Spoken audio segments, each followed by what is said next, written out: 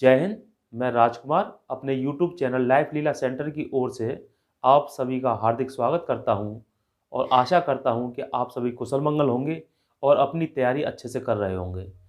दोस्तों, आज जो इस वीडियो में मैं बताने वाला हूं वो समाजवाद और साम्यवाद में क्या अंतर होता है, आज इस विषय पर डिस्कस करेंगे।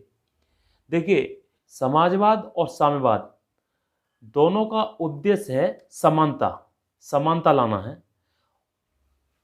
ये जैसे एक वर्ग है, उच्च वर्ग है और ये निम्न वर्ग है जो मजदूर वर्ग है, और ये उच्च वर्ग है यानी पूंजीवादी व्यवस्था है। तो वो कहते हैं कि यहाँ पर जो हमारा धन का बंटवारा है वो समान होना चाहिए, यहाँ पर जो संसाधन है उन पर सबका बराबर का हक होना चाहिए। ये बात करते हैं कि दोनों जो हमारे वर्ग हैं वो वर्ग नहीं होने चाहिए और पूरे के पूरे में समानता होनी चाहिए, हर लोगों को सबको अधिकार, बराबर का अधिकार होना चाहिए। तो ये इनकी बात करते हैं। वही बात साम्यवाद करता है और वही बात जो है आपका समाजवाद करता है। तो ये तो हुई समानता लाने की बात, लेकिन इनमें बेसिकली अंतर क्या है? कोई कोई कार्यशैली है इनकी, तो उस कार्यशैली में कुछ तो अंतर होगा, तभी तो ये समाजवाद को समाजवाद कहते हैं और साम्यवाद को साम्यवाद कहते हैं। तो समाजवाद जो है, आज हम इनके अंतरों को देखेंगे कि इनमें जो अंतर है वो क्या क्या है, कैसे ये काम करते हैं, इसको समझते हैं। इससे पहले, इन अंतरों को समझने से पहले थोड़ा हमें बैकग्राउंड में इनके जाना होगा। बैकग्राउंड में जाते हैं, हम कार्ल मार्क्स को याद करते हैं। कार्ल मार्क्स का जो जन्म हुआ था वो 1818 में एक यहूदी परिवार में हुआ था, और इनका काल रहता है 1818 से और 1883 तक। 1883 तक ये जीवित रहते हैं, 1883 में इनकी मौत हो जाती है कार्ल मार्क्स की। तो कार्ल मार्क्स वो व्यक्ति थे जो पूरे विश्व में, इन्होंने दो पुस्तकें लिखी थी। एक का नाम था जो 1848 में लिखी थी, जिसका नाम था कम्युनिस्ट कम्युनिस्ट मैनिफेस्टो मैनिफेस्टो और एक बुक इनकी आई थी 1867 में, जिसका नाम था दास कैपिटल। Das Kapital. ये जो दो बुकें थी, ये बुक नहीं थी, ये तहलका मचा दिया था इन दोनों बुकों ने पूरे विश्व में। पूरे विश्व में एक क्रांति का एक तहलका मचा दिया था। जो लिखी थी किसने? कार्ल मार्क्स ने। ये कार्ल मार्क्स जो थे एक राजनीतिक चिंतक, एक बहुत बड़े दार्शनिक थे। जब ये इनकी बुक आई थी, ये कम्युनिस्ट मैनिफेस्टो 1848 में और दास कैपिटल 1867 में, तो इससे प्रभावित होकर के रूस में जो जारशाही का शासन चल रहा था, तो उस जारशाही शासन को उखाड़ फेंकने की जो प्रेरणा कार्ल मार्क्स ने लेनिन को दी थी, और लेनिन ने उसको आदर्श मानते हुए और पूरे रूस में क्रांति की थी। रूसी क्रांति को नाम जानते हैं। ये क्रांति हुई थी 1917 में, और उससे पहले जो शासन था वो जारशाही शासन था, ठीक है। और उस जारशाही शासन को समाप्त कर दिया गया था पूरी तरह से, और वहाँ पर साम्यवादी सरकार की स्थापना लेनिन द्वारा की गई थी। और उसके बाद हुआ क्या? उसके बाद लेनिन के उत्तराधिकारी के रूप में आते हैं स्टालिन, और स्टालिन उस सत्ता को संभालते हैं, और सोवियत 1930 तक, और 1930 से फिर 1991 तक यूएसएसआर का गठन रहता है और शीत युद्ध चलता रहता है।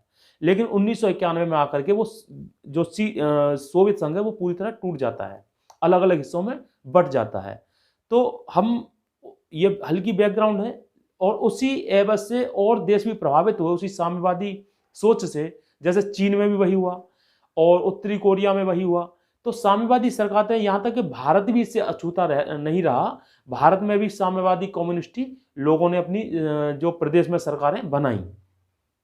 और हमारे जो भारत के नेहरू जी थे, तो नेहरू जी एक सोशलिस्ट पर्सन थे, समाजवादी विचारधारा को अपनाए हुए थे, और उन्होंने समाजवाद को लेकर के बहुत सारे काम भी किए थे।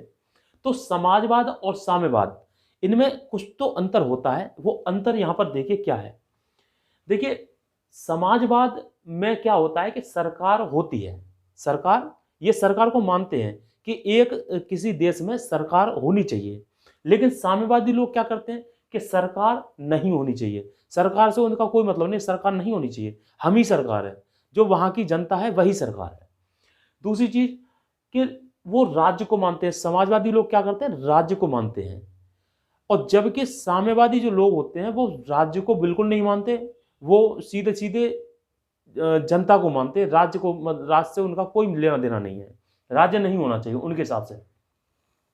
और समाजवादी लोग जो है आर्थिक समानता पर काम करते हैं, उनका मानना है कि हम लोगों को आर्थिक समानता होनी चाहिए। लेकिन साम्यवादी लोग आर्थिक समानता के साथ साथ राजनीतिक समानता को भी बल देते हैं। आर्थिक समानता तो होनी ही चाहिए, उसके अलावा राजनीतिक आकांक्षा भी ये लोग रखते हैं। तो ऐसे लोग होते हैं साम्यवादी लोग।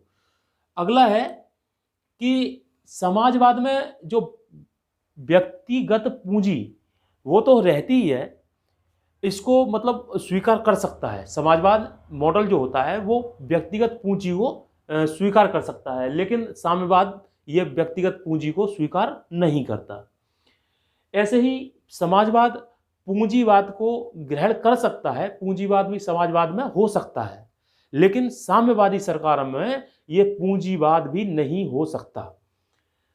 तो ये पूंजीवाद का तो ये विरोधी है ही है, समाजवाद और साम्यवाद दोनों के दोनों पूंजीवाद के विरोधी हैं, लेकिन कहीं ना कहीं जो समाजवाद है उसमें पूंजीवाद हो सकता है। अगला टर्म्स है व्यक्तिगत समानता का ये पहला कदम है, जो हमारे जो जनता है उसको मतलब आज़ादी देना, यानी कि उसको समानता में लाने का ये पहला कदम है। जबकि ये साम्यवाद जो है वो परिणति है, यानी कि ये अंतिम छोर मानते हैं इसको, व्यक्तिगत समानता का अंतिम छोर। समाजवादी लोग जो होते हैं तो वो शांतिपूर्वक समानता चाहते हैं, जबकि ये जो साम्यवादी लोग होते हैं वो संघर्ष और क्रांति से समानता चाहते हैं, संघर्ष करते हैं और क्रांति ला करके वो समानता चाहते हैं। समाजवादी जो मॉडल होता है उसमें योग्यता और काम के आधार पर पारिश्रमिक दिया जाता है, योग्यता और काम के आधार पर। जबकि साम्यवादी सरकारों में क्या होता है, साम्यवादी सरकारों में उसको केवल और केवल आवश्यकता अनुसार पारिश्रमिक दिया जाता है। जैसे मान के चलिए कि हम हाई स्कूल पढ़े हैं, ठीक है, और जो हमारे दूसरे भाई हैं वो उन्होंने पीएचडी किया हुआ है, तो मैं जैसे हाई स्कूल पढ़ा हूँ तो मुझे हाई स्कूल के हिसाब से काम मिलेगा और उसी के हिसाब से मुझको वेतन मिलेगा। ये समाजवादी सरकार में होता है। और जो पीएचडी किया है, नेट किया है, तो उसको प्रोफेसर का रैंक मिलेगा, प्रोफेसर का जो तनख्वाह है वो मिलेगी। और एक जो मजदूर वर्ग है तो मजदूर वर्ग को उस मजदूरी के हिसाब से पैसा मिलेगा। तो जैसा उसकी योग्यता होगी, जैसा उसका काम होगा, उसके आधार पर समाजवादी मॉडल, समाजवादी सरकारें उनको पारिश्रमिक देती हैं। लेकिन साम्यवादी में क्या होता है कि उनका मानना यह है कि हमारा आप पूरा मिशन चलाते रहो, सब पूरी जो जनता है वो हमारा मिशन चलाती रहे और उसको केवल आवश्यकता अनुसार पारिश्रमिक दिया जाए। मतलब कहने का ये है कि अगर उसको रोटी की आवश्यकता है तो केवल उसको रोटी देनी है, अगर उसको केवल कपड़ों की आवश्यकता है तो कपड़ा ही देना है, बाद बाकी उससे धन से कोई लेना देना नहीं, उसका उस मकान से कोई लेना देना नहीं है, या उसका जो है सरकार में भागीदारी से कोई मतलब नहीं है, केवल उसकी आवश्यकता जितनी है उसको उतना ही देना है। ठीक है। अगला पॉइंट है पूंजी उत्पादन पर राज्य का स्वामित्व। जो समाजवादी सरकारें होती हैं हमारी, तो समाजवादी सरकार में जो पूंजी होती है और जो उत्पादन होता है उस पर पूरा कंट्रोल राज्य का रहता है। पूरा कंट्रोल किसका? राज्य का। लेकिन यहां पर क्या होता है, इस साम्यवादी सरकारों में पूरा का पूरा कंट्रोल जो होगा वो जनता के हाथ में होता है। किसके हाथ में? जनता के हाथ में। तो ये एक बहुत बड़ा इंपॉर्टेंट पॉइंट है कि उत्पादन और पूंजी पर राज्य का स्वामित्व और साम्यवाद में स्वामित्व जो होगा वो जनता के हाथ में होगा, पूंजी और उत्पादन का। इसमें ये जो समाजवादी लोग होते हैं वो वर्ग समन्वय की बात करते हैं, वर्ग समन्वय जैसे जैसे हमारी ये अपर क्लास है, या समझते हैं जैसे ये है हमारी पूंजीवादी व्यवस्था या अपर क्लास मानो, और ये हमारे मजदूर श्रमिक लोग। तो ये क्या कहते हैं, ये कहते हैं कि इनसे बातचीत करके इनका कुछ रुपया इधर ट्रांसफर करा लो और यहाँ पर इनको नौकरी भी दो, तो वो क्या है कि यहाँ से थोड़ा थोड़ा पैसा आता रहेगा और ये लोग इनके बराबर हो जाएंगे। यानी कि बातचीत के जरिए समझौता करके या फिर जो है वर्ग समन्वय करके हम ये नहीं लड़ाई नहीं करते, ये इनसे लड़ाई नहीं करते, इनकी फैक्ट्रियों में काम करते हैं और अच्छी तरह समाजवादी मॉडल में लेकर के और उसको बराबरी का अधिकार की बात करते हैं कि हमको बराबर की तनख्वाह दो, हमारे वेतन भत्ते बढ़ाओ। जैसे एक इंजीनियर को अगर तनख्वाह 50,000 मिल रही है तो हमारे मजदूर को भी जो है 40,000 दो। तो इस तरह हम जो है समानता में आ जाएंगे। केवल ये आर्थिक समानता की बात करते हैं, लेकिन यहाँ क्या है, यहाँ साम्यवाद में होता क्या है कि ये वर्ग समन्वय नहीं, ये तो कहते हैं कि जो ऊपरी क्लास का जो वर्ग है उसको पूरी तरह खत्म कर दो और केवल हम रह जाएंगे, और हम रह करके ये खत्म ही हो जाएगा तो फिर हम रहेंगे और हम सब, हमारा सबका क्या है कि हम तो बराबर है ही है सब। जो नीचे वाला तबका है वो बराबर है, जो मजदूर वर्ग है उसकी बात कर रहे हैं, तो वो बराबर है, ये भी मजदूर बराबर है और ये भी मजदूर बराबर है। तो यहाँ क्या है कि वर्ग ये खत्म हो जाएगा तो हम ऑटोमेटिकली बराबर हो जाएंगे। ठीक है, यह वर्ग को समान कर वर्ग विहीन समाज बनाना जिसमें कोई वर्ग ना हो। अब जैसे ये लोग क्या है कि एक दूसरे को बराबर कर देंगे तो ये सभी जो है बराबर हो जाएंगे, इनमें सबका धन का बंटवारा बराबर हो जाएगा और सबके पास एक हमारा जो समाज नया बन के तैयार होगा वो वर्ग विहीन समाज होगा। इसमें कोई जो हाई वर्ग या लो वर्ग नहीं होगा। और इसमें क्या होता है साम्यवाद में कि वर्ग को खत्म कर वर्ग विहीन समाज बनाना, वर्ग को खत्म कर देगा इसको और ये वर्ग विहीन समाज इस तरह निर्माण करेगा। ये जो समाजवादी मॉडल है वो वर्ग विहीन समाज बनाता है, उसको वर्ग का समन्वय करके वर्ग को समान करके, लेकिन वो वर्ग को खत्म करके वर्ग विहीन समाज बनाता है। ठीक है, अगला है बातचीत से। समाजवादी मॉडल जो है बातचीत से समझौता करता है और यह संघर्ष से समझौता की ओर चलता है। संघर्ष यानी कि हमको ये चीज खत्म करनी है, वो चीज खत्म कर दी और अपने आप समस्या सॉल्व हो जाएगी, समझौता हो गया।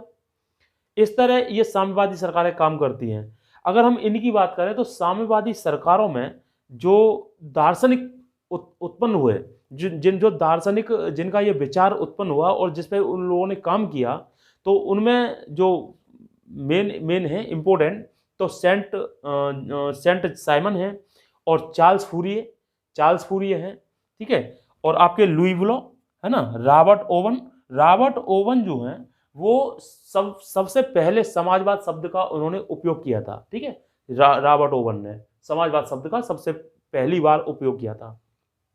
इंडिया की अगर बात करें तो हमारे जवाहरलाल नेहरू समाजवादी विचारधारा के बहुत बड़े समर्थक थे। अगर हम साम्यवाद की बात करें तो साम्यवाद में लेनिन, स्टालिन, लेनिन ने तो पूरे उसमें बोल्शेविक क्रांति जो की थी, बोल्शेविक क्रांति में लेनिन ने की रूस में, और रूस में 1917 में।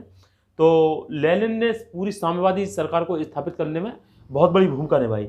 उसके बाद जो लेनिन का जो दोस्त था वो ट्रॉट्स्की था, वो लेनिन का दायां हाथ माना जाता था और इस ट्रॉट्स्की की सहायता से इन्होंने पूरा एक रूस में अभियान चलाया। लेनिन वो व्यक्ति था जिसने एक चेका नाम का पुलिस दस्ता तैयार किया था, और ट्रॉट्स्की जो था, ट्रॉट्स्की ने एक लाल सेना अभियान चला रखा था, है ना। और उसके बाद जब ये हटे यहाँ से, ये रहे थे आपके 1917 से 1922 तक, और 22 के बाद वो महासचिव बने थे ऊपर। तो उसके बाद 1922 से लेकर के 1953 तक रहे थे आपके स्टालिन। तो इन्होंने बहुत सारा लंबा एक कार्यक्रम यहाँ पे चलाया था। लेनिन ने नई आर्थिक नीति का लेकर के आए थे, नई आर्थिक नीति, लेकिन स्टालिन लाया था पंचवर्षीय योजना, क्योंकि उसका लंबा कार्यकाल है और वो एक पंचवर्षीय योजनाएं पे काम करता है, पंचवर्षीय योजना लेकर के आते हैं। तो ये बातें हैं जो समाजवादी मॉडल और साम्यवादी मॉडल में देखने को मिलती हैं। अब बात करते हैं कि क्या ये जो है ये साम्यवादी लोग अभी ऐसा हमने कोई ऐसा देश नहीं है जिसमें साम्यवादी सरकारें हों, क्योंकि कहीं ना कहीं जो साम्यवादी पैटर्न पर चलती है सरकारें, तो उनमें भी समाजवाद घुसा पड़ा है। जैसे हम देखें कि ये बात करते हैं कि जिसमें राज्य ना हो सरकार ना हो, साम्यवादी लोग तो यही कहते हैं ना, जिसमें राज्य ना हो सरकार ना हो, उसको ये पसंद नहीं करते। लेकिन जब ये सत्ता में खुद आ जाते हैं, जब सत्ता में खुद आ जाते हैं, तो वहां भी एक सत्ताधारी दल तो तैयार करते हैं।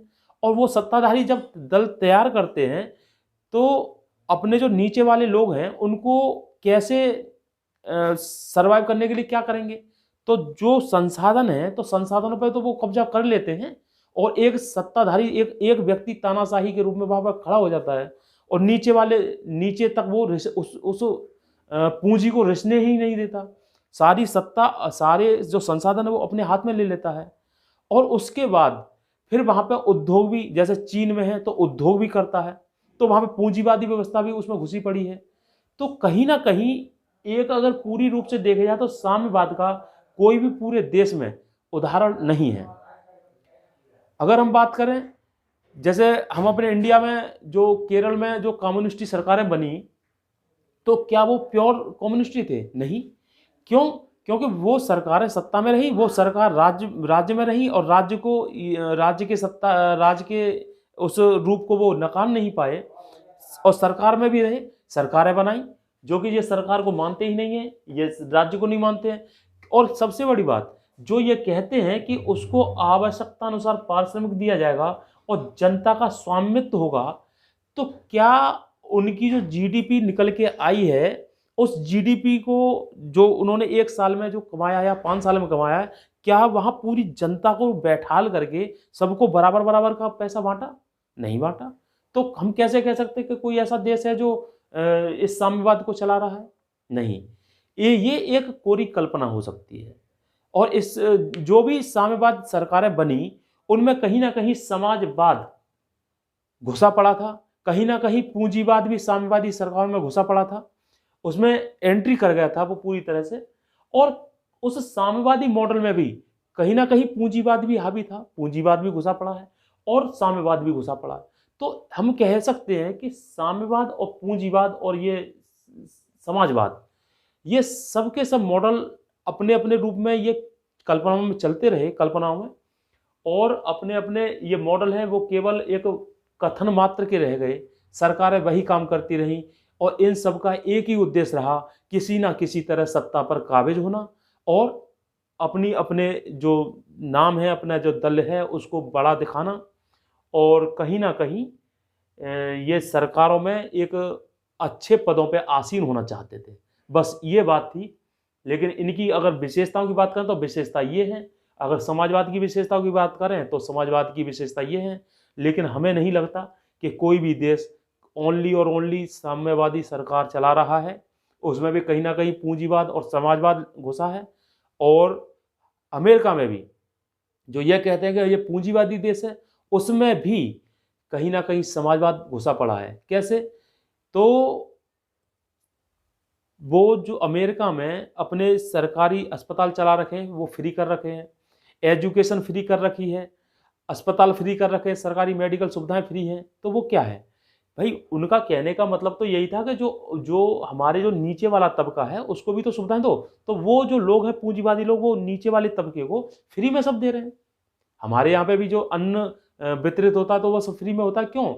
क्योंकि जो पूंजीवादी व्यवस्था है वो लागू नहीं है, और वहाँ से जो जो भी सरकार का आय होती है वो भी नीचे वाले लोगों में फ्री में दे दी जाती है कि आप हटाइए। समाजवादी सरकार का एक सबसे बढ़िया ये है कि वो ऊपरी लोगों से कुछ पैसा टैक्स के रूप में ले लेता है और नीचे वाले जो लोग हैं उनको ट्रांसफ़र कर देता है। यही सरकार का काम है और ये होना भी चाहिए, है ना। तो अगर ये समाजवाद और साम्यवाद में आपको अंतर स्पष्ट पता चल गया हो तो अच्छी बात है। अगर आपने मेरा चैनल सब्सक्राइब नहीं किया है तो सब्सक्राइब कर लें और बेल आइकन को भी प्रेस कर दें। जय हिंद, जय भारत।